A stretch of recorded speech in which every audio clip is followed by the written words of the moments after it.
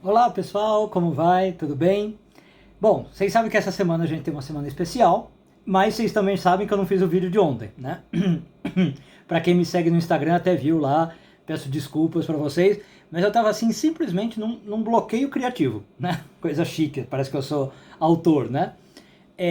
Eu não sabia do que fazer a semana especial, então eu falei, bom, vou pensar um pouco mais e eu começo a semana especial a partir da terça. E a verdade é que eu ainda não defini muito o tema, tá? Então, assim, não sei o que tá vendo, vocês deram sugestões muito boas, conceitos muito bons. E, bom, e aí eu decidi que eu vou falar um pouquinho sobre, sei lá, vamos pensar um pouquinho sobre fé, sobre religião, sobre o valor da Bíblia na nossa vida, né? Eu espero que seja uma semana bacana. A gente tá lendo a porção de Kitavô essa semana e não existe um Zor para Kitavô, né? Então por isso que a gente tá numa semana especial. Semana que vem a gente também tem uma semana especial, tá? Se vocês quiserem sugerir temas, fiquem à vontade, mas eu estou pensando em fazer salmos. Muita gente me pede uma leitura comentada de salmos. Claro que não vai dar para ser todos, né? Mas pelo menos pegar alguns salmos principais e dar uma lida. Bom, por que eu pensei em falar disso, né? Ou fazer essa semana especial aí? Bom, eu não sei se muitos de vocês sabem, quem tem me acompanhado, mas eu comecei a estudar filosofia recentemente. Eu estou fazendo uma segunda graduação na Universidade Hebraica de Israel e estou me especializando, né? Especializando não, graduação em filosofia e principalmente filosofia da religião, filosofia judaica, né? E aí eu tenho tido, claro, uns insights muito interessantes que eu acho que seria bacana compartilhar com vocês. Além disso, eu estou no doutorado, né, da USP, também falei para quem me segue. E no doutorado eu não estou pesquisando exatamente filosofia, eu estou pesquisando Midrash, que é uma literatura rabínica, mas a faculdade é de filosofia, né? FEFELET, Faculdade de Filosofia, Letras e Ciências Humanas. Então eu acabo também tendo muita coisa de filosofia, estou fazendo cursos lá muito legais. E um curso que eu fiz agora recentemente, e que me deu vontade de fazer esse vídeo, é com o Pondé, sobre filosofia da fé, filosofia da religião, ciências da religião. Enfim, e aí eu decidi fazer o vídeo de hoje. Então até também já aviso que o vídeo de hoje não tem nada de muito original não, tá? Eu vou mais citar autores e citar coisas que eu aprendi do que pôr a minha ideia. Claro que alguma coisa da minha ideia sempre aparece, né? Mas todo o crédito, então, aos autores que eu vou citar, aos professores que eu vou citar. Por exemplo, o Pondé, por exemplo, a Susana Schwartz, que eu estou fazendo um curso dela na USP, professor Olavo, que tem um canal aí do YouTube, Tenda do Necromante, né? Então, estou pegando várias ideias daí, fazendo meio que um compilado e pondo a minha ideia. Bom, então vamos lá. Falar um pouquinho da fé, né? O que é fé? Eu já abordei nisso num Zohar diário, de um ponto de vista, digamos, místico, né? Zohar, cabalístico. Mas hoje eu queria ver de um termo mais científico, vamos chamar assim. E aparentemente a pergunta é simples, mas não tem nada de simples, né? Você falar o que é fé. E claro que é uma questão extremamente importante quando a gente fala de assuntos como os que eu me mexo, né? Judaísmo, Kabbalah, né? Então eu devo ter fé, eu devo considerar a minha fé, o que é fé? Né? Então muita gente, por exemplo, vai te dizer o seguinte, é uma atitude imprescindível para você ler a Bíblia. Né? Você não consegue ler a Bíblia sem fé. Eu digo, talvez aí já comece a minha opinião pessoal, que eu falei que não ia pôr, mas tô pondo, precisa, mas também não. Né? Eu acho que é perfeitamente possível alguém ler a Bíblia usando o que se chama de fé, né? Que é o que talvez 99% das pessoas fazem, mas eu não tenho muita dúvida que é igualmente possível ler a Bíblia sem fé. Né? Você tem aí um jeito de se aproximar da Bíblia de vários modos, aliás, né? Que é científico, que é literário, que é histórico, que é cabalístico. O modo cabalístico não é muito de envolver fé, por exemplo. Então você pode ler a Bíblia sem fé. Claro que são abordagens completamente diferentes, né? E que as intenções vão ser igualmente diferentes. Né? A pessoa que lê a Bíblia com fé está querendo uma coisa, a pessoa que está lendo sem fé está querendo outra coisa. Então os resultados são completamente distintos. Né? E isso é uma coisa que eu sempre tenho falado, não sei se às vezes com mais clareza ou menos clareza, mas às vezes é complicado então duas pessoas discutirem a respeito da Bíblia, por exemplo, sendo que uma está acessando a Bíblia usando fé e a outra está acessando a mesma Bíblia sem usar a fé. Aconteceu muito isso na semana especial que eu fiz, né, sobre as religiões. Para mim ficou muito claro isso, né? Que eu estava fazendo ali uma abordagem crítico-histórica das religiões, e claro que podia ter erros, né? Mas algumas pessoas levaram isso para o lado da fé, como se eu estivesse atacando a fé delas. E pelo contrário, né? Aí eu tive até que fazer um esclarecimento, acho que foi no vídeo da quarta-feira, né? Falei, ó, se o que eu tô falando abala a sua fé, não é tão fé assim. Né? Sua fé não tem que ser pautada em questões racionais, né? Bom, enfim, vamos lá. O que é fé, né? Eu vou por aqui, fazendo um compilado de ideias, como eu falei, que a fé pode ser 4 coisas diferentes. Tá? E essas coisas são relacionadas, né? Principalmente em parzinhos, as 2 primeiras que eu vou falar e depois as outras 2, mas são independentes, né? Não são a mesma coisa. São 4 modos de ver a fé. Tá? Então eu vou dar 4 definições, da forma como eu aprendi aí, da forma que eu vi pessoas falando. Vou talvez extrapolar para alguns outros conceitos para além da fé, e aí a gente faz umas explicações. Bom, um modo de você entender a fé é a fé como encontro. Depois você tem a fé como ensino. Depois você vai ter a fé como o que eu vou chamar de encanto, mas poderia ser o assombro ou maravilhoso, tá? E depois a fé como entrega. Então a gente vai falar dele. O que é essa fé? São 4 atitudes, qualquer uma dessas 4, tá? São 4 atitudes humanas, então é um estudo antropológico, sociológico, tá? E todas elas são reais e verdadeiras. Todas elas, você pode constatar que elas existem. Como elas são atitudes humanas, né, tendências do humano, elas estão sempre presentes de uma forma ou de outra em todas as pessoas. Tá? Claro que em algumas mais, claro que em algumas menos, claro que algumas têm mais de um tipo, mais de outro, mas todo mundo tem esse tipo de fé. Mesmo o cara que diz que é ateu, que é cético, que é, sei lá, cientista, moderno, não sei o que, ele também vai ter um tipo de fé. A gente vai ver. Bom, vamos lá, muito brevemente. A fé como encontro, né? Essa talvez seja já a primeira, a mais difícil da gente lidar. Por quê? Porque ela vai pressupor uma faculdade humana, uma capacidade humana, que é a capacidade de experimentar o sagrado. Por isso que a fé como encontro, né? Agora, vamos lá. Veja, eu estou falando de experimentar o sagrado, né? Ter uma experiência do sagrado. Não é viver uma experiência com o sagrado. É diferente. Já vou explicar por quê. Você experimentar o sagrado é você falar, existe algo que é o sagrado e que eu consigo ter acesso. Ter uma experiência com o sagrado é diferente. É você falar assim, existem objetos que são sagrados e eu estou usando esses objetos. Tá. O grande problema desse tipo de fé, dessa primeira, de você experimentar o sagrado, é que ele é confundido muitas vezes com você seguir as histórias religiosas, que do ponto de vista acadêmico são mitos, né? Não só do ponto de vista acadêmico. A Kabbalah também fala que são mitos, que aquilo não tem que ser lido literalmente. E quando a gente fala de seguir um mito, é o segundo tipo de fé que a gente vai falar agora, né? É a fé como ensino. Então a fé como encontro, né? Para a gente falar um pouco melhor da fé como encontro, o encontro com o sagrado, e a experiência do sagrado, né? Eu preciso falar um pouquinho do conceito de sagrado, por isso que eu falei que a gente ia extrapolar um pouquinho, né? Bom, obviamente é difícil você tentar definir o que é sagrado.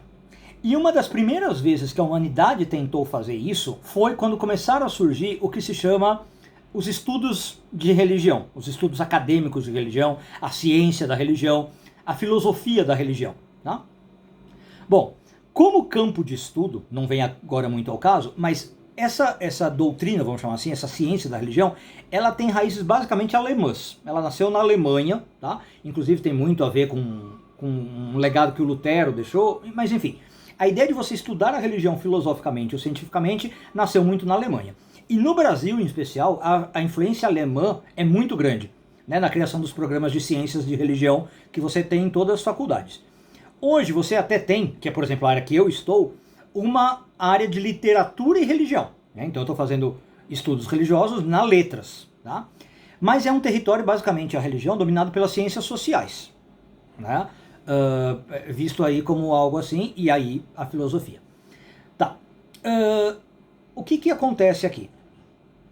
Entre os principais autores, quando eu falo que ela surgiu, né, na Alemanha, você tem 3 que são chamados a tríade aí clássica disso. É o Hegel, o filósofo, né? Um cara chamado Schleiermacher e um teólogo, não sei se é a melhor definição para ele, chamado Otto, Rudolf Otto, né? Veja, você tem também anteriores, tá? A crítica bíblica, por exemplo, ela começa com Spinoza, né? Mas eu não estou falando bem de crítica do texto, crítica bíblica, que, por exemplo, o Lutero também fez. Mas essa ciência da religião. O Hegel, em especial, muita gente vai falar que ele não é um filósofo da religião propriamente dito. Mas ele tinha aulas, né, de filosofia da religião, que influenciaram muito o campo. A gente não vai focar muito no Hegel. Já o Schleiermacher, ele é realmente considerado o pai da filosofia, né, ou da ciência da religião, e o Rudolf Otto depois, mais pra frente, que é o que vai falar do sagrado. É por isso que eu tô querendo chegar nele aí, né? Então vamos lá. Vou pular o Hegel, como eu falei, tá? Que tem algumas visões interessantes de religião, algumas outras mais estranhas, a meu ver, mas tudo bem. Eu vou começar do Schleiermacher, né? Bom, o Schleiermacher, ele vai falar o seguinte. Bom, vamos um pouquinho do Hegel, vai.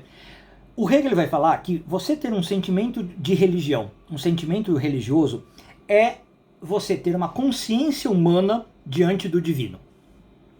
É a sua consciência humana conseguir aprender o divino.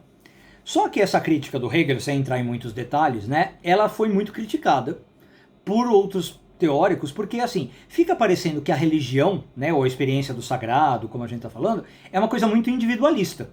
Né? Basicamente assim, eu tenho uma experiência do divino e essa é a minha religião. Você que está me assistindo tem a sua visão do divino e a sua religião. Então você vai ter sociólogos, como eu falei, tipo o Emile Durkheim, que é um dos mais famosos que fala de religião, ele vai falar o seguinte: você já começou do lado errado, Hegel, porque a religião é uma experiência, antes de mais nada, coletiva e social.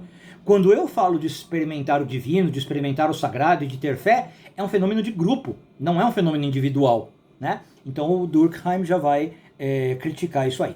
Mas é um jeito interessante de você pensar, que fé é você conseguir acessar o divino de algum modo. O Schleiermacher, né, já numa outra toada, vamos lembrar que o Schleiermacher está na Alemanha, mas influenciado pelo romantismo, né? Todo aquele movimento literário, cultural, estético. E como bom romântico, né, o que o Schleiermacher vai falar? Que a sua sensação de fé, de religião, é um sentimento, tá? E ele vai falar de um modo muito bonito, que é um sentimento de dependência em relação ao infinito. Então, primeira coisa interessante da gente ver é que o Schleiermacher fala que a experiência religiosa é primariamente emocional. É você sentir alguma coisa. E depois ela é intelectual, se é que é intelectual. Então percebe como junta com o vídeo que eu falei antes, né? O Schleiermacher já dizia assim, a sua vivência da sua religião, da sua fé, não é intelectual. É uma coisa que tem que fazer sentido emocional para você. Tá? E aí depois você pode racionalizar essa fé, intelectualizar, mas não é necessário. Agora, e que sentimento que você tem que ter? Que você depende do infinito. Né? Então, o Schleiermacher vai falar que esse é um sentimento central que você tem na religião, para você ter essa experiência fundamental de que você, basicamente, é nada, que sem o infinito você não consegue ser nada, fazer nada, ter nada, né? E só quando você tem essa percepção do infinito é que você tem a sensação de religião e de fé. É claro que esse infinito é um termo que ele usa, poderia ser trocado aí às vezes por divindade, as divindades, né? Essa noção do transcendente. Mas o que eu queria mais focar é o Otto, o Rudolf Otto, que é uma obra, um cara que vai falar sobre o sagrado, né? E ele usa um termo super específico, aliás, para falar sobre o sagrado. Quem conhece desse ramo já ouviu, que ele fala que o sagrado é o luminoso, né? E esse é o centro da experiência religiosa de uma pessoa. Bom, o que é o luminoso? Né? Essa palavra aí meio estranha. O luminoso é algo tremendo, algo poderoso. Ele está ligado ao que o Schleiermacher fala do infinito, né? Mas é algo tremendo e poderoso que te provoca o quê? Um temor, né? Um respeito e fascínio ao mesmo tempo. Então o Otto vai falar que a experiência do sagrado, também tem uma coisa muito interessante, ela é tão grande, ela é tão luminosa, ela mexe tanto com a pessoa, que ela só pode ser compreendida por quem viveu a experiência. Se você não viveu a experiência, não tem como eu te explicar o que é o sagrado. É claro que isso vai ter uma crítica, daqui a pouco eu falo, né? Mas é basicamente uma visão que fala o seguinte: olha, se você consegue ter o sagrado, já vivenciou o sagrado, na verdade você não precisa que eu te explique. E se você não consegue viver o sagrado, não adianta que eu te explique, porque não vai servir.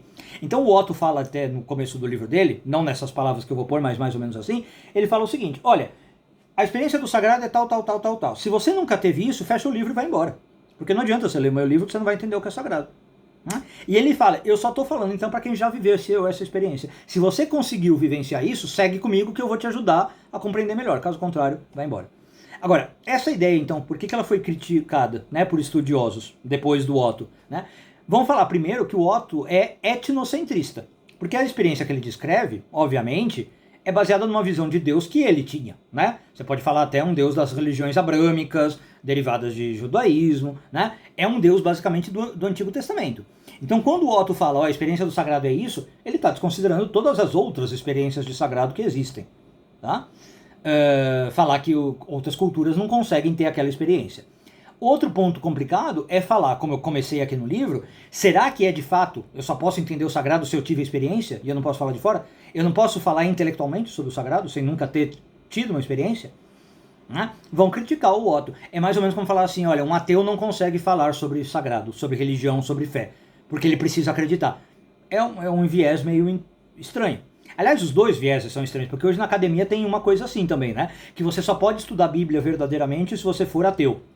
Você tem que ir lá ser todo cientista para estudar a Bíblia. Eu acho uma baboseira. Eu acho um papo meio estranho, né? Eu entendo que se quer falar de uma ciência objetiva, mas não tem muito isso, né? Sempre que a gente vai para um postulado científico, você pode pôr as suas crenças. E eu não acho que você precisa ser ateu para estudar a Bíblia cientificamente. Você pode ter a sua fé e estudar a Bíblia cientificamente. Que, aliás, é o que eu faço, né? Eu tenho a minha fé judaica, tenho a minha visão cabalística, que já contrasta muitas vezes, e a visão científica contrasta muito, né? Aqueles velhos casos, pela religião, quem escreveu, pelo judaísmo, quem que escreveu a Torá? Moisés. Deus ditou para Moisés, pronto. A ciência vem e joga isso por terra, né? E fala, não tem nada de Moisés. Foram editores, compiladores, tem 4 fontes pelo menos, Javista, Eloísta, Deuteronomista, e eu consigo estudar isso, né? Mesmo tendo a minha visão religiosa. Agora, o mais legal que eu queria entrar, depois do Otto, e que eu acho que é assim, a pessoa que a gente tem que focar, pelo menos, né, do jeito que eu gosto, é o Mircea Eliade. Tem gente que fala Eliade, ou Eliade, né, mas eu acho que o mais correto é Mircea Eliade. Que é um nome assim central na história dos estudos da religião. Ele não é exatamente alemão, né? Ele é romeno, se não me engano, mas ele tem um livro muito bacana, é um livro que eu recomendo para todo mundo, que é a História Comparada das Religiões. Tá? Se tem um livro que mudou a minha maneira de ver a religião e as histórias das religiões, é esse livro. E ele fala muito sobre o conceito de sagrado, né?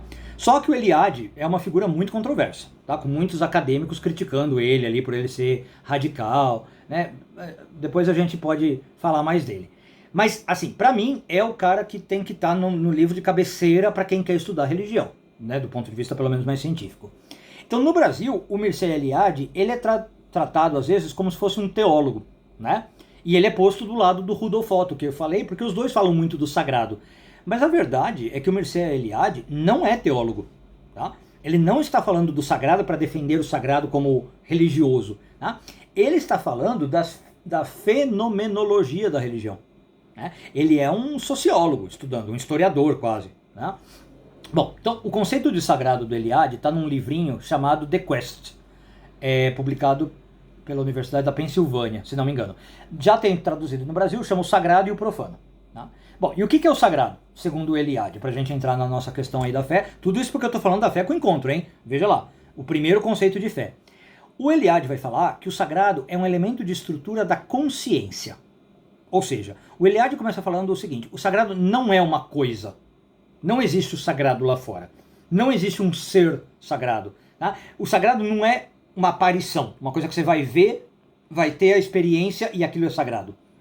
O sagrado, vai dizer o Eliade, é um processo mental. Isso que significa ser um elemento da estrutura da consciência. Você olha o mundo, você interpreta o mundo, né, que a gente chama de hermenêutica, e você começa a atribuir valor de sagrado às coisas.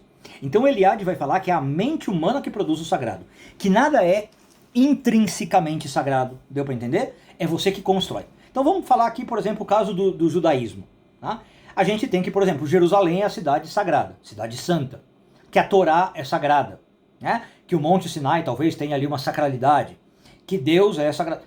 O Eliade vai falar o seguinte, não, você olhou para Jerusalém e adquiriu e pôs um valor de sagrado nela, pela sua história, pela sua cultura, pelo jeito que você interpretou.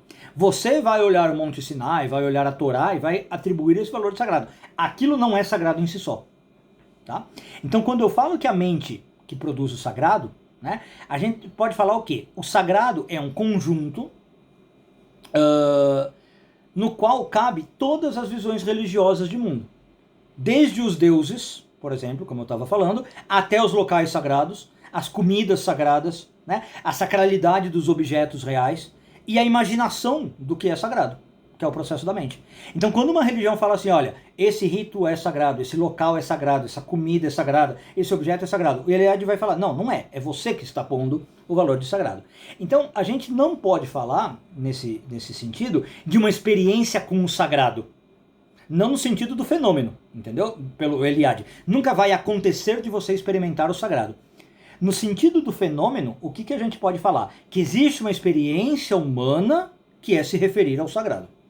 O cérebro humano, a mente humana, fica criando o valor do sagrado e aplicando, mas você nunca vai encontrar o sagrado. Por isso a distinção que eu fiz lá atrás. Tá? Não há nada nessa experiência, vai dizer o Eliade, né, do sagrado, que não seja produzido pela mente. É uma imaginação sua. Agora, claro que não é porque é uma imaginação sua que é falsa. Né? No sentido, eu sempre gosto muito, quando eu falo desse tipo de coisa, eu tenho uma passagem do Harry Potter que eu acho maravilhosa. Desculpa, eu vou dar spoiler, né? Mas o Harry Potter já é tão velho que, né, já pode dar spoiler. Lá numa das cenas finais, que o Harry Potter tá meio zonzo depois de uma luta, né, com o Voldemort, ele aparece, ele tá lá meio zonzo e aparece o Dumbledore, que já tinha morrido. E aí eles têm um diálogo e o Harry Potter pergunta mais ou menos uma coisa assim, nossa, mas então tudo isso aqui está acontecendo na minha mente? Tudo isso aqui é falso? E aí o Dumbledore fala o seguinte, tá tudo acontecendo na sua mente, mas por que isso quer dizer que é falso? Né? É uma frase maravilhosa. Não é porque algo está acontecendo na sua mente que é falso. As coisas que acontecem na nossa mente reverberam no nosso corpo. Né? Pensa em coisas simples. Às vezes quando você tem um pensamento e você tem dor de barriga por causa do pensamento, você tem uma ideia e fica com medo, ou você fica empolgado, você fica animado, né? E se reverbera no seu corpo, também pode reverberar no corpo dos outros. Reverbera na cultura humana. Né? Então essa noção de fé, ela pode ser aqui o pretexto, e por isso que o Eliade às vezes é criticado e lido errado, né? Fala assim, então quer dizer que a fé é invencionice humana. Calma, é invencionice humana, mas não quer dizer que é falsa. O Eliade está falando isso. A fé é criada pelo ser humano. Cada cultura vai criar as suas coisas sagradas, seus objetos, rituais, comidas, como eu falei, mas não quer dizer que é falso. Tudo bem? É um fenômeno do humano fazer esse tipo de coisa. Então, esse tipo de fé que nós estamos falando é uma fé muito profunda. Muito profunda. Né? Você conseguir fazer esse tipo de coisa. Agora, ela se a gente for falar de novo no fenômeno, não estou falando agora dessa aqui, a fé do encontro, né? Ela é uma fé muito profunda. Agora, presta atenção, ela tem que ser uma fé, para ser uma fé com encontro, uma fé que não tem conteúdo. O que significa uma fé sem conteúdo? Uma experiência sem conteúdo. É uma fé na qual você não consegue dar definições culturais.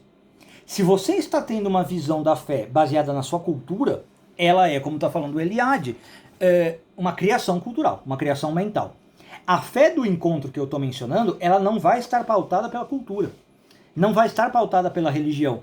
É você realmente poder encontrar o sagrado, independente do que a sua cultura diz, independente do que a sua religião fala, e pode ser que você encontre esse sagrado e ele contradiga o que a sua religião fala.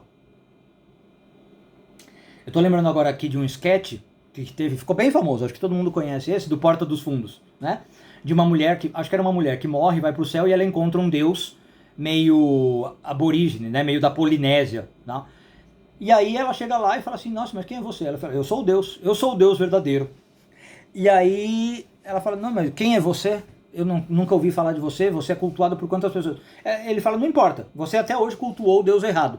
Você e toda a humanidade. Só quem estava certo é aquela tribo lá da Polinésia que me cultuava.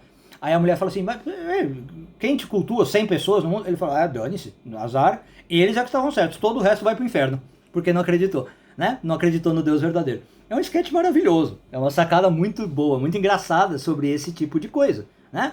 A experiência do sagrado, que eu realmente consegui encontrar, por exemplo, uma divindade, o Deus, ela não tem que ser pautada pela minha religião.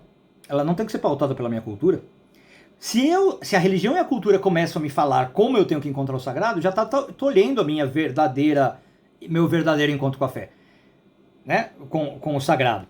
Então é muito complicado, né? Então vamos lá. Alguém pode ver a experiência do sagrado? Estou tentando ser mais claro. Se alguma coisa não ficar clara, vocês falam aqui no comentário, tá? ou reveja um vídeo para entender melhor a ideia. Alguém poderia dizer que a experiência do sagrado, né, no sentido a fé enquanto encontro, é o encontro com Deus. Mas eu já falei disso, por exemplo, nos meus vídeos. Deus já é um conceito formulado que te ensinaram. Percebe? Já não é verdadeiro nesse sentido. Quando alguém fala assim, você vai na igreja, você vai na sinagoga, vai na mesquita, e alguém fala assim, olha, a fé é você poder encontrar o sagrado, é poder encontrar a Deus. Esse conceito de Deus já é altamente carregado. Esse Deus é uma formulação de cultura, é uma construção cultural, né? Então, nesse sentido, Deus não tem nada a ver com o sagrado. O sagrado, de novo, é um elemento da estrutura da consciência que você construiu, né, que você criou, e Deus é a construção cultural de uma determinada religião. É por isso que você tem as diferenças de deuses. Essa religião vai te falar que Deus é isso, aquela vai falar que Deus é aquilo, a outra vai falar que Deus é aquilo. Então, a experiência do sagrado não pode se confundir com experiência religiosa. Eu não estou negando que você tem experiência religiosa. Tem, vai nas religiões que você vai ver um monte. Tem experiências religiosas fortíssimas, que a pessoa entra num êxtase, que a pessoa começa a ver coisas, sentir coisas, mas isso não necessariamente é experimentar o sagrado. E aí que a gente precisa fazer a primeira distinção. Eu sei que falando isso vai ter crítica, talvez, né? Eu sei que vai ter, talvez. É boa essa frase minha, né? Mas entendam o que eu estou falando.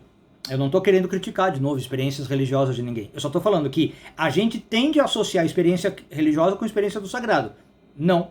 A experiência do sagrado ela tem que ser mediada sem... Ela não tem que ser mediada pela religião. É isso que eu falei, ela tem que ser vazia de conteúdo. A experiência do sagrado, vai dizer a Kabbalah e a ciência, a filosofia da religião, é algo muito mais profundo. E não precisa ser religioso. Agora eu vou ser talvez até mais polêmico aqui.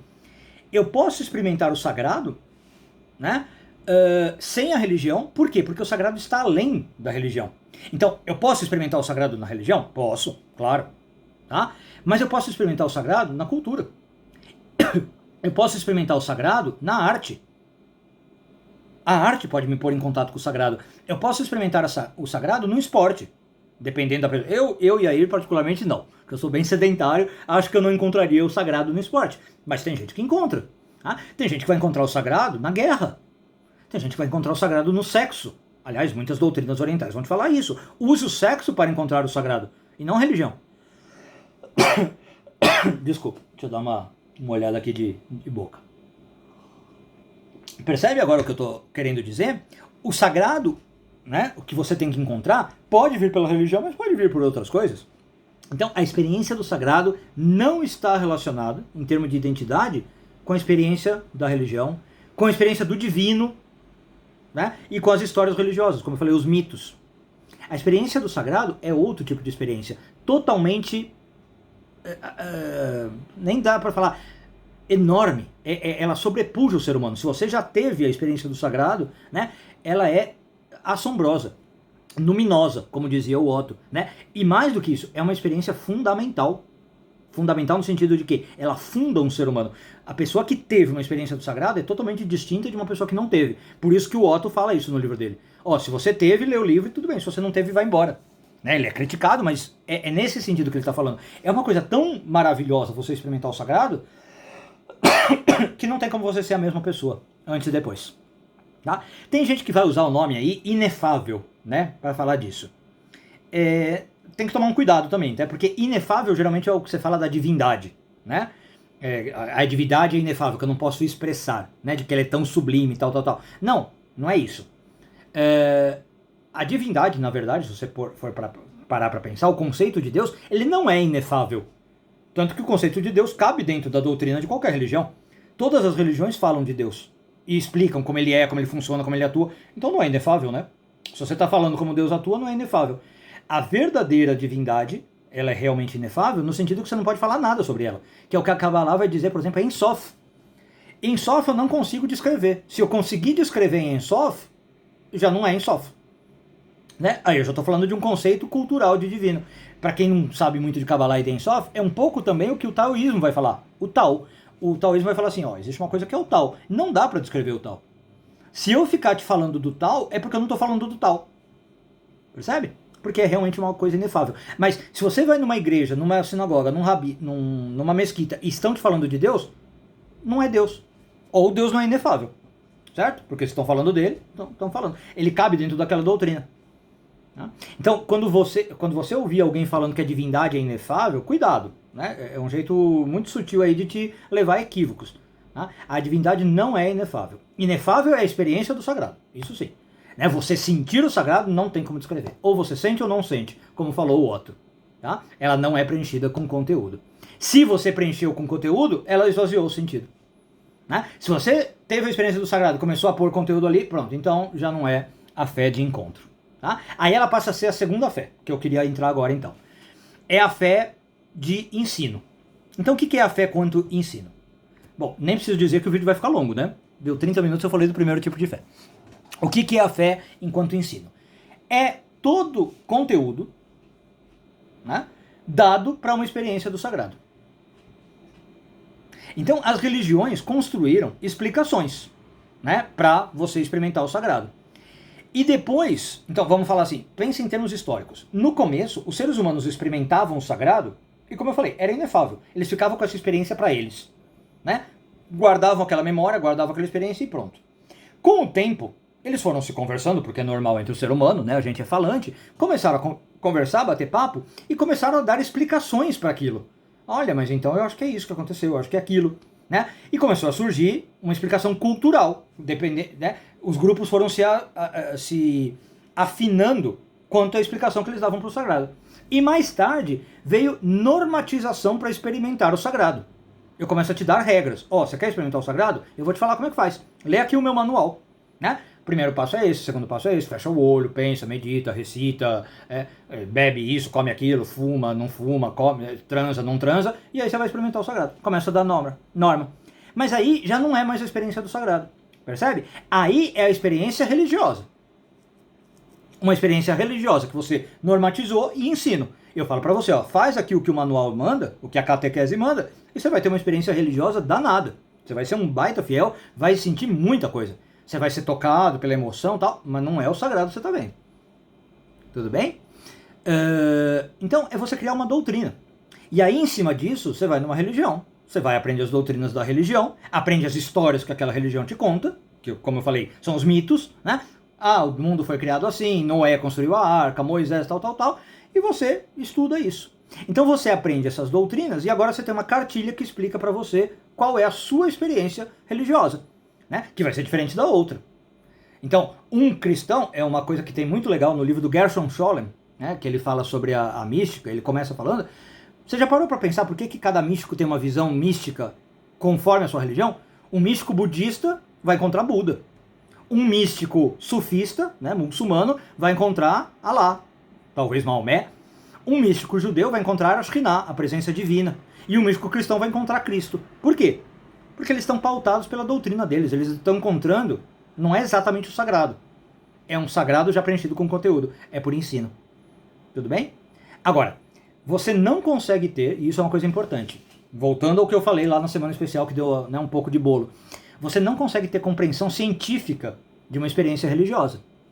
A experiência religiosa, ela é individual, subjetiva, pessoal. Tá? Você pode ter uma explicação, uma compreensão, sei lá, histórica, né, mitológica, doutrinária, teológica e tal. E essa explicação é o que forma aquela religião. Então você consegue falar, ó, essa religião tem essa teologia, essa doutrina, esses mitos fundadores, essa história, né? E aí eu consigo falar daquela fé com aquele ensino. Mas eu não consigo falar da experiência religiosa, tá? É por esse tipo de fé que nós estamos falando, essa fé de ensino, que as pessoas se matam.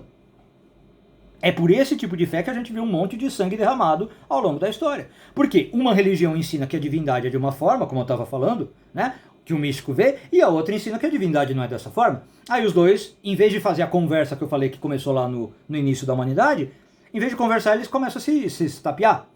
Né? Um vem e fala assim, olha, o meu Deus é assim, assado, ele morreu na cruz e tal. Outro fala, que absurdo você falar que ele morreu na cruz, Deus não pode morrer na cruz, o Deus é incorporável. Pronto, e aí começam a se matar por causa disso.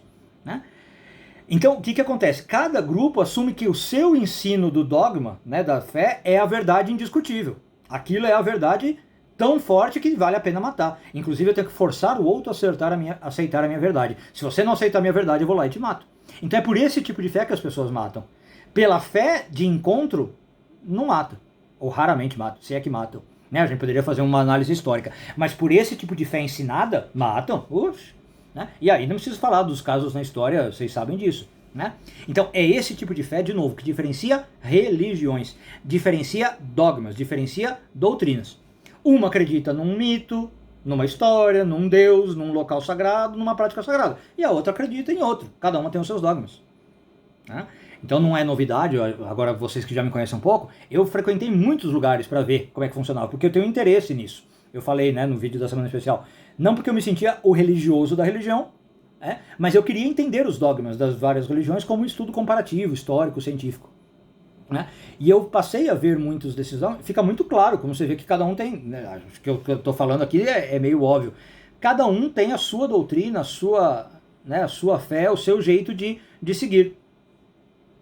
Tudo bem? Então quando a pessoa fala, né, bate no peito e diz assim, eu acredito em Deus. Não, você acredita numa doutrina que te diz o que é Deus. Você não acredita em Deus necessariamente, né? Eu tenho um vídeo também no Zoar Diário que eu falei sobre isso. Eu não vou lembrar o nome, se alguém achar, fale aqui embaixo. É um vídeo que eu falo mais ou menos assim, olha, o que a Kabbalah fala que é Deus, não é o que você está entendendo por Deus. Tenho certeza disso. E o que você chama de Deus não é o que a Kabbalah chama de Deus, né? Deus é uma palavra péssima. Deus é uma palavra horrível. Quando você fala eu acredito em Deus, não, você acredita na sua visão de Deus. Você não acredita no Deus que realmente existe. Entendeu? Deus é uma doutrina. E acreditar nesse Deus é um tipo de fé. Não estou negando isso. Mas é uma fé por ensino. É uma fé porque te doutrinaram para acreditar naquilo. Se amanhã você, com todo respeito pelo termo, despirocar, né, e não acreditar mais naquela doutrina, vão te chamar de herege. Vão te chamar de ateu, de qualquer coisa. E aí talvez você mude para outra doutrina. Talvez não, né? Mas é o que acontece. Ah, então eu era cristão. Eu acreditava lá no Deus cristão. De repente parou de fazer sentido. Agora eu começo a acreditar no Deus X, né? Deus budista. E se você falar que no budismo não tem Deus, não vou nem entrar nessa discussão. Tem. Vai lá ler que você vai ver que tem. Não tem só um, tem deuses, né? A doutrina de que budismo não é religião, é religião. Então, eu parei de acreditar no Deus cristão, agora sou budista. Bom, você vai ser chamado de herege pelos cristãos, né? Que largou a fé, renegou a fé, apóstata, alguma coisa assim, tá? Porque você despirocou conforme aquela doutrina lá, não faz mais sentido para você, tá? Então assim, não existe acreditar em Deus fora de uma doutrina, tá? Você pode até inclusive inventar a sua doutrina, mas você só consegue acreditar em Deus a partir daquela ideia que você formulou, e isso não é o Deus, tudo bem? Bom, então, de novo, quando você vai ter a experiência do sagrado, que é o primeiro tipo de fé, que é o Otto fala, o Eliade fala, a fé enquanto encontro, ela não pode ter conteúdo. Agora acho que está mais claro, né? Se você conseguiu dar um nome, se você conseguiu definir conceitos, isso não é já o sagrado. Tá? É uma experiência vazia de conteúdo. Na filosofia a gente vai falar que é uma experiência estética, né? Assim como você experimenta um quadro e você se deixa invadir pelos sentimentos de ver aquele quadro. Você não consegue dar nome para aquilo. É só isso. A fé enquanto ensino, sim, ela tem conteúdo, né? Aí é uma doutrina, tá? Que você adere porque você quer, ou porque você é obrigado, porque você foi ensinado, né? Enfim, e sem essa fé, então, enquanto ensino, não tem instituição, não tem religião. Tá? Então, de novo, eu não estou criticando religião, não estou criticando experiência religiosa, não estou criticando nada. Essa fé também é muito importante. Ela tem o seu lugar. É muito importante. Tá? É o que faz existirem religiões e instituições. Só que eu estou separando o joio do trigo, entendeu? Não acha que se você teve uma experiência religiosa, você teve uma experiência do sagrado. Que você teve uma fé de encontro com o sagrado. Tá? Então, o problema aqui é quando a fé se confunde com a experiência do sagrado. Aí você vira até idólatra. Se torna uma idolatria. Tá, acho que ficou claro. Vamos um pouco além. Vamos ao terceiro tipo de fé. Que é, para meu ver, né, o que mais faz ter pessoas, vamos chamar de religiosas. É o que faz as igrejas, no sentido amplo, não igreja católica cristã, lugares de congregação estarem cheios. O terceiro tipo de fé é o que faz as pessoas irem atrás da religião, da espiritualidade. É a fé que eu chamei lá atrás de encanto, de assombro, de maravilhamento, né? Então vamos lá. Eu acho, né, uma visão minha, e aí você fica à vontade para discordar, põe aqui embaixo, que as pessoas não querem acreditar nos deuses, tá? Eu estou pondo deuses no plural porque das várias religiões, para decorar a doutrina. Eu não acho que as pessoas vão numa igreja para isso, para ficar decorando a doutrina. Elas não querem ficar acreditando numa divindade, no Deus dela, para mostrar como ela é erudita filosoficamente ou teologicamente, né? Para sair na rua falando, olha, eu sei falar aqui do meu Deus, da minha doutrina, sei te explicar todos os detalhes da minha fé. Talvez um ou outro, né? Aí talvez é o que vai virar líder religioso, né? Vai virar rabino, vai virar pastor, vai virar imã. Mas a maioria das pessoas, a maioria das pessoas que são religiosas, elas vão na religião não para ficar decorando o detalhe da doutrina, né? E para ficar falando como elas sabem bem o corpo da doutrina, elas vão lá porque elas querem acreditar em algo. Elas querem acreditar mais do que em algo, que existe algo bom, que existe uma promessa. E junto então com esse pacote de doutrina, quando você entra numa religião, você tem que aceitar o pacote da doutrina, sim ou sim, senão você não pode ficar naquela religião, né? Você aprende sobre os atributos daquela divindade, daquela religião. E aí você começa a aprender, né? O padre te fala, o rabino te fala, o seu pai de santo fala, o seu guru te fala sobre como aquela divindade é poderosa, né? E como ela é capaz de suprir as suas necessidades. E aí, quando o fiel manifesta a fé desse tipo de encanto, ele acredita que de alguma forma, vai variar, ele pode manejar esse poder da divindade. Né? Ele consegue pegar esse poder da divindade para aplicar na vida dele e atingir as necessidades dele. A forma mais comum desse tipo de fé, claro, é oração. Eu lembro até hoje que eu fui num podcast do Conhecimentos da Humanidade, e eu falei um pouco sobre isso, e falei que lá a oração não era diferente de magia. Porque a pessoa que ora, né, o fiel que ora, o que ele está esperando fazer? Subjugar Deus à vontade dele. É nada mais do que isso. Quando você fala assim, olha, Deus, eu quero que você me dê saúde, eu quero que você me dê dinheiro, eu quero que você me dê uma mulher, um marido, um filho, tal. Bom, você está acreditando que com a sua palavra você consegue fazer essa divindade atender o seu pedido. Tá? Isso nada mais é do que magia. Tá? Claro que não magia no sentido fazer um ato mágico, mas é um caráter mágico. Tá? Não é magia como outros sistemas de você fazer um círculo, um ritual, tal. Mas a oração é uma expressão de caráter mágico. Eu acreditar que com a minha palavra eu mudo a minha vida. Isso não é mágico? Mais mágico do que isso? Né? É magia pura. Tá? Então eu lembro que eu fui lá no podcast e gerou ali uma coisa, assim, um estardalhaço. Que eu falei assim, as pessoas acham que podem subjugar Deus e tratam Deus até como se fosse realmente uma vaquinha provedora. Isso na verdade quem fala é o Eckhart, né? Master Eckhart. Que as pessoas tratam Deus como uma vaca leiteira. Quando eu preciso eu vou lá, peço leite, pego o leite. Bom, enfim. Quem reza, ele acredita que a reza move o mundo. Né? E que a reza move a mão da divindade, que com o que eu falar, Deus vai falar o que eu quero. Então, por que essa pessoa está orando? Porque ela acredita que a divindade, os orixás, os kamis, né, seja lá o que for, qualquer representação da cultura que para aquela pessoa é a válida, ele acredita que aquilo é real, que aquilo é verdadeiro e que aquela divindade vai ajudar. Então, para essa pessoa, existe um poder disponível naquela entidade que ele cultua, não importa qual. E a oração é o mecanismo de eu mover essa divindade, né, para me dar saúde, para me dar emprego, para me dar amor, para me dar boa vida e tal. Tudo bem? Então, a fé enquanto encanto, né, que eu estou chamando aqui de maravilha, de assombro, é eu descobrir que existe algo assombroso, de novo, né, na minha cultura, não como a primeira fé, né? Eu ouço falar, alguém me ensina sobre como Deus é onipotente, onisciente. Em algumas religiões falam de todo amoroso, né? Eu tenho minhas dúvidas que Deus seja todo amoroso. A Kabbalah fala que não, que Deus tem o mal e o bem, mas não vou entrar nessa coisa. E aí você começa a falar isso, então aí você fala, meu Deus, então eu tenho que pedir. Esse Deus faz tudo, é por esse Deus que eu estou vivo, é por esse Deus que eu recebo as coisas, e eu começo a pedir. E aí esse encanto que eu tenho é profundamente mágico. Profundamente mágico, tá?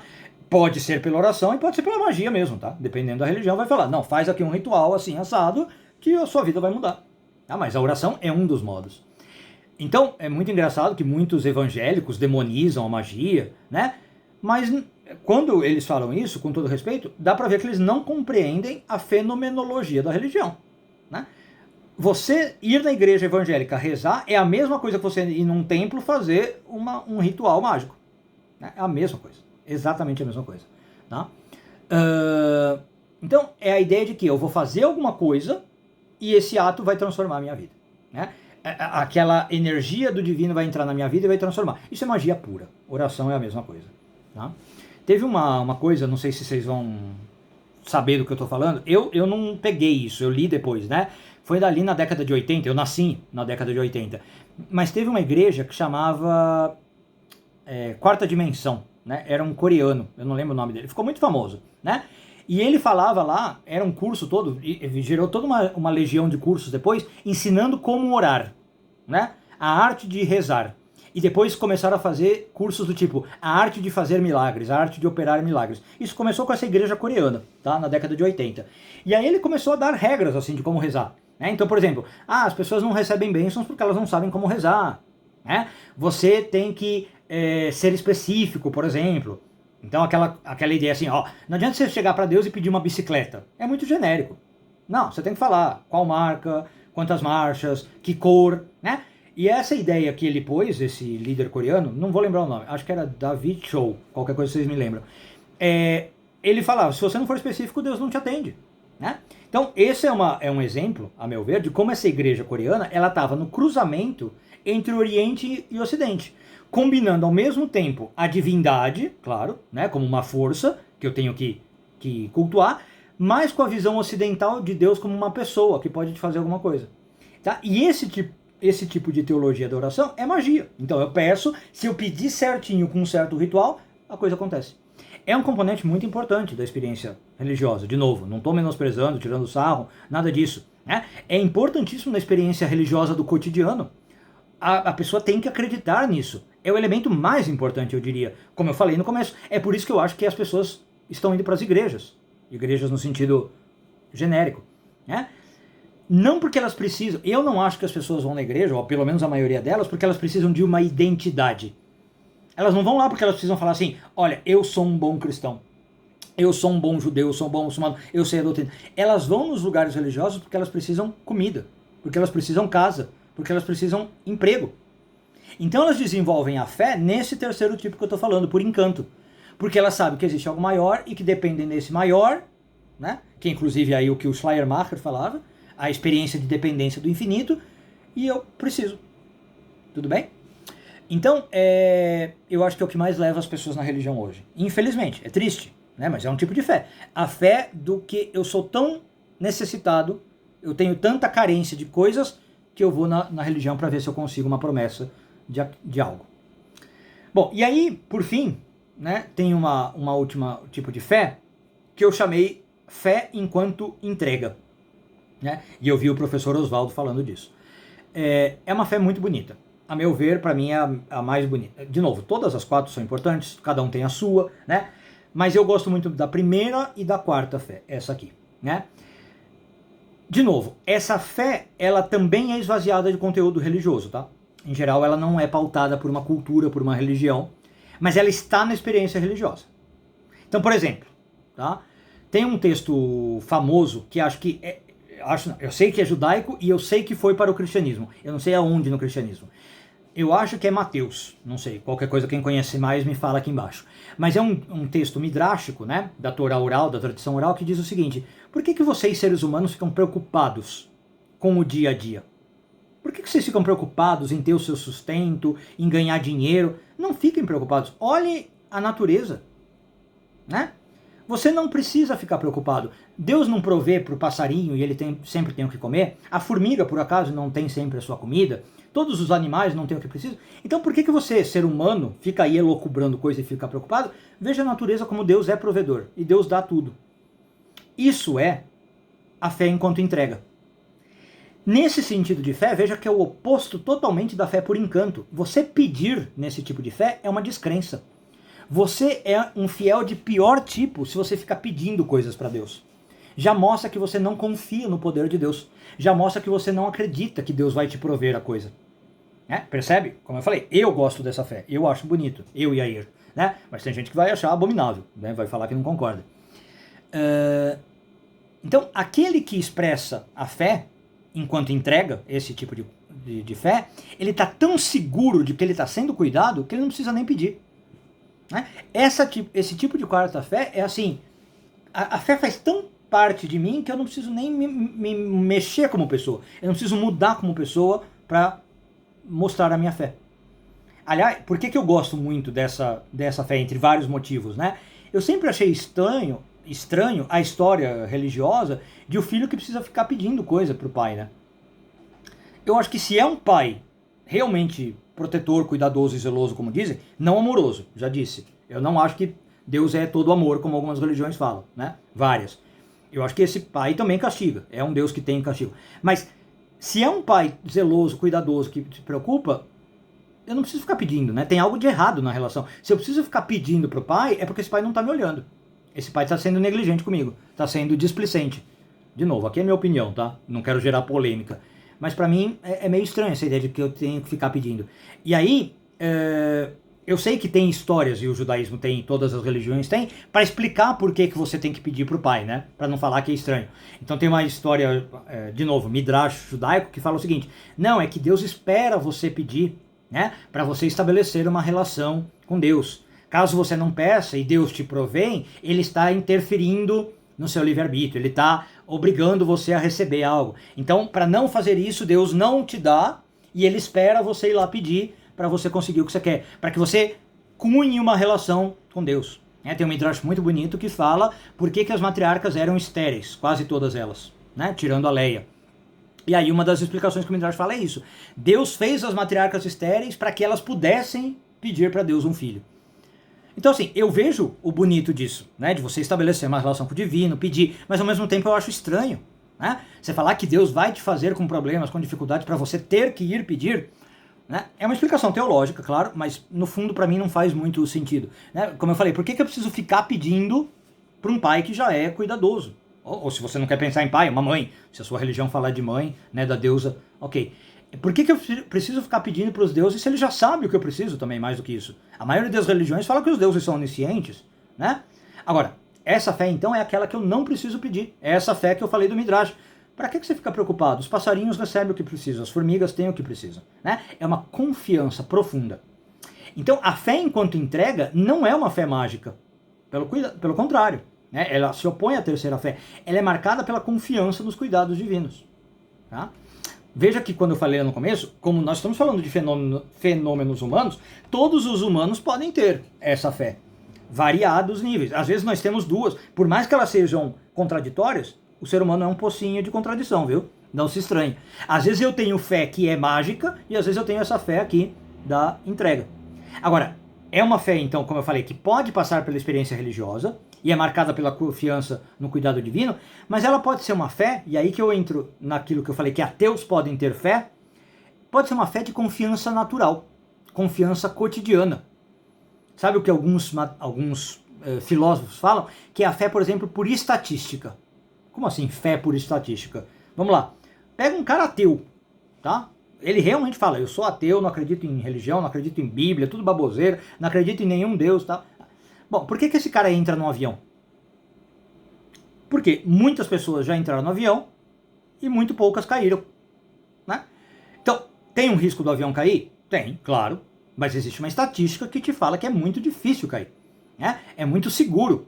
Então, é um tipo de fé que esse cara tem, na estatística. Não é uma fé divina, mas é uma fé na estatística. Ele está tão confiante que a engenharia protege ele, que a aerodinâmica protege ele, que a modernidade protege ele, que ele entra no avião e se entrega.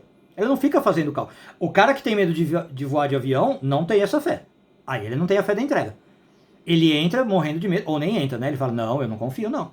Não confio que esse avião aí é bem feito, não confio que cai, né? Aí o cara, é engraçado isso, né? Porque aí ele pega e fala, eu vou de ônibus, prefiro ir de ônibus. Estatisticamente, é muito mais arriscado ser de ônibus do que avião, né? Tem ali provas e mais provas de como andar de ônibus é perigosíssimo. E estatisticamente morre muito mais gente. Talvez ainda mais no Brasil com as estradas que a gente tem, né? Mas o cara confia. Percebe como é uma fé? Ele não confia no avião e ele confia no ônibus. Percebe que não é diferente de uma fé religiosa? É como ele fala, bom, eu acredito nessa religião e não na outra. Eu acredito na religião ônibus e não na religião avião. Então, claro, não é uma experiência religiosa. Estou fazendo aqui um exagero, né? Mas é fé tanto quanto. Se você não tem garantia de que vai chegar no seu destino, né? E ainda assim entra em algo, no seu carro, no seu ônibus, no avião, acreditando que vai, isso é fé. Né? A rigor não tem garantia nenhuma que você vai chegar lá do outro lado. Como eu falei, pode dar errado, pode cair, pode tombar. Não vou nem ficar falando porque tem uma fé que diz que atrai, né? Mas se você entrou acreditando que vai dar certo, isso é fé. Né? Então a fé enquanto entrega, ela pode se manifestar na experiência religiosa. Né? De novo. E por que eu acho muito bonita? Porque quando se manifesta na experiência religiosa, até fora dela, é uma tranquilidade máxima. É aquela pessoa que vive em descanso absoluto, né? É uma pessoa que ela vive totalmente serena, totalmente tranquila. Como lá o Midrash fala, pra que você fica criando caraminhola na cabeça? Pra que você fica elocubrando? Não, viva em paz, viva tranquilo, descanse. O que é seu, o que não é seu e pronto, tá tudo resolvido, né? Então é uma fé para mim muito bonita. É uma fé que dá tranquilidade, dá descanso, dá repouso, né? Eu gosto muito disso, por exemplo, no Zen budismo. Eu sei que o Zen não é exatamente isso, tá? Mas quando o Zen fala muito dessa confiança, dessa tranquilidade, né? É baseado o quê? No budismo. Desapega, para de tentar controlar as coisas e viva essa fé por entrega. Para de tentar controlar as situações, né? Agora, eu também reconheço, eu tenho o senso crítico suficiente, como eu falei, estamos falando de 4 tipos de fé, que as pessoas vão ter mais uma, mais outra. É muito mais fácil você ter esta fé aqui à medida que as necessidades fundamentais da tua vida estão satisfeitas, né? Quando você tem minimamente ali um nível de vida. Eu diria, sei lá, se a gente puxar para o lado econômico, quando você é uma classe média, média alta, né? E aí você fala assim, bom, eu tenho minha comidinha, eu tenho sustento, eu tenho trabalho, eu tenho família, tá todo o mínimo garantido. Aí você pode meio que entrar nessa fé por entrega, né? Você fala, bom, tranquilo, eu sei que Deus está controlando. Agora, quando você não tem nada na vida, quando você realmente é aquele que eu falei lá, necessitado, com um monte de carência, difícil, né? Falar de fé por entrega. Né? Falar assim, ah, não, fica tranquilo que Deus está cuidando. Tá cuidando onde, cara? Eu não tenho o que comer, Deus me livre, eu não tenho o que beber, não consigo achar um emprego, né? Então, eu acho até, às vezes, perverso. Uma perversidade muito grande você esperar que uma pessoa que não tem casa, não tem saúde, tem um emprego ruim, né? Você fala para ela, não, fica tranquilo, Deus está cuidando, Deus está provendo. Seja que nem o passarinho. Não, seja que nem o passarinho, uma ova, né? Com todo respeito.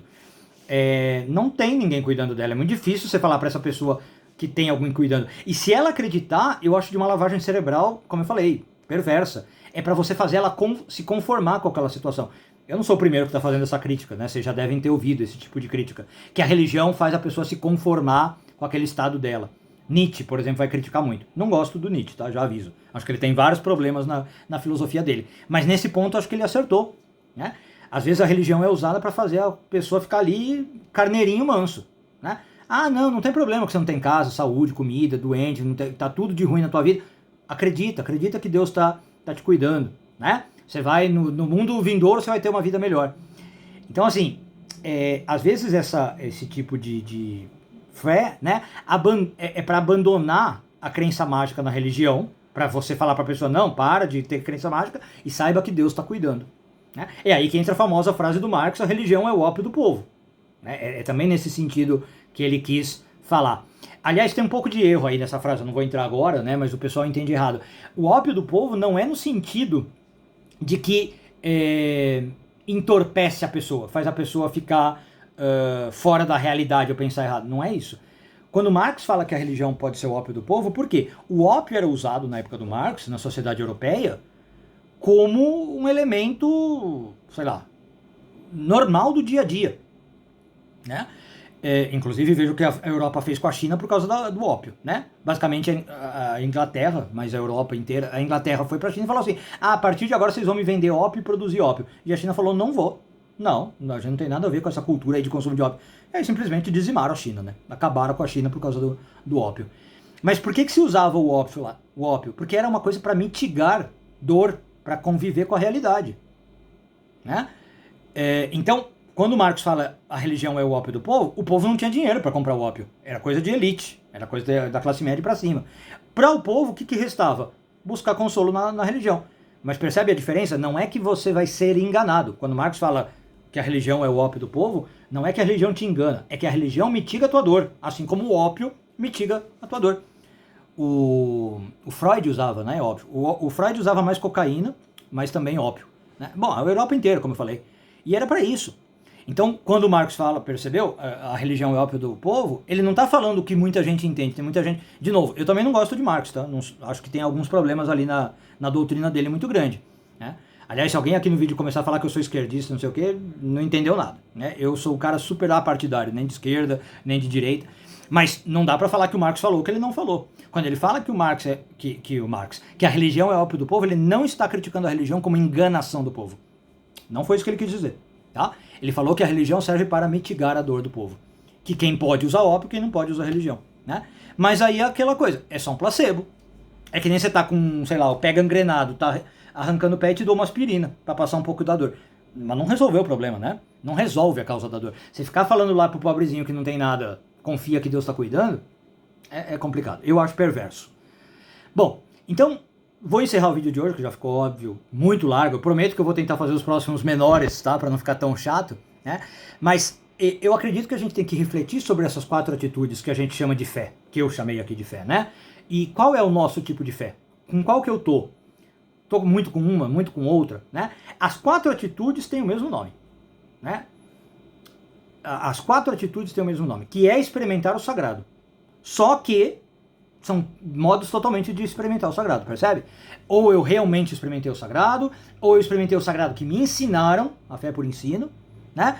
Ou eu experimentei um sagrado porque eu me entreguei, e aí para mim isso é o sagrado, ou eu experimento o sagrado como maravilha, e eu me deslumbro. Eu troquei o 3 e o 4, mas vocês entenderam. Né? Aliás, eu falei do Zen Budismo, né? Eu gosto muito aí quando eu falo da experiência sem conteúdo, né? Aquela frase muito legal do Zen Budismo que fala o seguinte: se encontrar o Buda, mate-o. Se você estiver andando no seu caminho, na sua jornada espiritual, e encontrou o Buda, mata o Buda. O que significa? Que se você encontrou o Buda, não era o Buda. Né?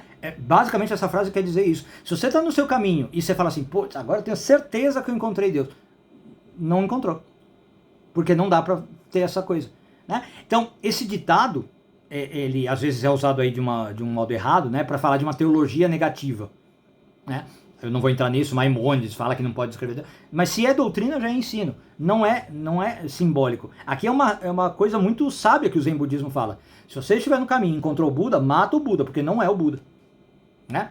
A experiência do sagrado, ela tem que ser sem conteúdo. Ela não pode ser chamada Buda. Se você chamou de Buda, já não é o Buda. Tudo bem? Então ela realmente é inefável. Como eu falei, diante de um pôr do sol, diante de um quadro, diante de um experimento de arte. Tudo bem? Bom, então eu acho que é importante, como eu falei, distinguir esses tipos de fé. Né? A meu ver, a única fé relacionada à Bíblia é a fé enquanto ensino. Tá? Eu não acho que a Bíblia faz você ter um encontro, a fé de encontro. Eu não acho que a Bíblia faz você ter uma fé de entrega. Aí posso estar um pouco mais errado, mas não acho. Tá? E eu acho que a Bíblia dá uma fé de ensino. Talvez uma fé de deslumbramento, a de maravilha. Né? Mas encontrar a Bíblia não é fé de encontro, como eu falei. Tudo bem? Todas as pessoas que lidam com a Bíblia, elas dizem que você precisa de fé, que eu comecei lá no começo. Tá? Elas estão dizendo isso porque elas estão querendo dizer, eu preciso acreditar na doutrina do que me ensinou a Bíblia. Você precisa ler a Bíblia com fé, significa você precisa ler a Bíblia como o rabino ensinou, como o pastor ensinou, como o imã ensinou. Né? E aí eu diria sim ou não, depende. Você quer ler como o rabino ensinou, tudo bem. Realmente é um tipo de fé importante, é a fé do ensino. Mas não quer dizer que você está realmente lendo a Bíblia como poderia ser, ou que você realmente está tendo encontro. Entendeu? O que você vai fazer se você ler a Bíblia desse modo? Você vai encontrar a doutrina daquele que te ensinou. Você vai realmente entender a doutrina do pastor, do padre, do rabino, da igreja, da sinagoga. Mas não quer dizer que você teve um encontro com o sagrado. Tudo bem? Então, você pode ler a partir da fé? Pode. Seja feliz à vontade, com a fé de ensino. Mas você não precisa ler com essa fé. Você pode ler como você sabe ler, né? Chegando às suas conclusões e tentando fazer a sua relação com o sagrado. Gente, um bom dia a todos. Espero que tenham gostado. Um beijo enorme. Tudo de bom.